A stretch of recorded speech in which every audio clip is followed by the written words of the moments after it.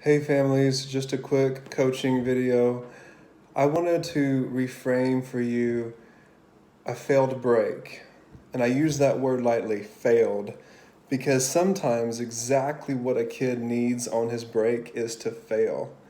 If your son is living with this delusion that he is fine in his drug addiction because he doesn't believe he has a drug addiction, if he believes he's fine in his behavior or whatever because it really hasn't bitten him in the pants yet, you would think that being sent to Teen Challenge would be enough to be a wake-up call. But he can still say, no, that's just mom and dad being over the top. Kids typically learn from experience more than us just teaching them. And so we have to let them have experiences. And we can't rescue them from the experience that they need. Even if it's hard to watch them go through it, what we're doing if we rescue them from the failure, from the bad choices and the results of those bad choices, what we're doing is we're stunting their growth because that's how they grow. So say, for example, your son relapses on break and gets in trouble with the law, and he ends up getting a charge.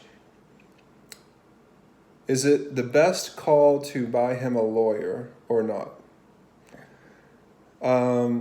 If the lawyer's job is to get him out of trouble, then the lawyer is partnering with you to keep your son's growth stunted. That's one way of looking at it. And I think there's a lot of validity to that way of looking at it. And I don't think we should quickly dismiss that validity. I'm not trying to tell you what decision to make in a situation like that, but I am saying that principle is so important and should not be easily dismissed. So if your son has a bad break, don't be upset. Look for the gold in that experience. Watch your son hopefully have this awakening, hopefully have this new realization that maybe this isn't just mom and dad being over the top. Maybe I really do have an issue that I need to work on. What's step 1 of the 12 steps? Admission of a problem. So many of our kids just aren't there yet, and something needs to happen to help them get there. Last thought, don't ever blame yourself for your son's mistakes. I'm not saying that we don't have a hand in it.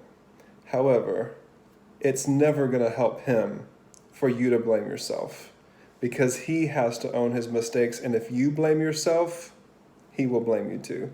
And then he won't be able to grow. So never blame yourself. I don't care what mistakes you've made. He's his own person and he has to suffer his own consequences. He has to learn this now while he's a teenager because the stakes are much higher when he's older. I hope this helps somebody. Have a great week.